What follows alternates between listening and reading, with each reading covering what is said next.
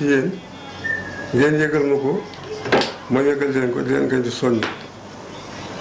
ñu gën a góorgóorlu te sant sëñ Abdou Karim Ndiaye mii di ko ñaanal mu yàgg fi te wér di ñaanal njaboot gi mu jéem ko mu yàgg fi te wér di ñaanal njabootu jàmbur gi mu yor yàlla saxal leen fi yaakaar di seen kilifa bëggoon yaakaar ci Abdou Karim ba andi leen fi yàlla ba seen yaakaar tas ci barke Borom Tuubaa. waaw day wax ci kii bi ñu bëgg a wax ni daay alxuraan karim gi nga xam moom lañu mbébal tey. waaw mooy li ma wax rek li ngeen nekk ngeen yëgal ma ko rek ma yëgal leen ko. loo ciy soññee maanaam loo ciy wax ci daara ji ci rafetaay wala ci am passif suñu Abdou Karim wala leneen. Abdou Karim moom ci sant ko laa dëkk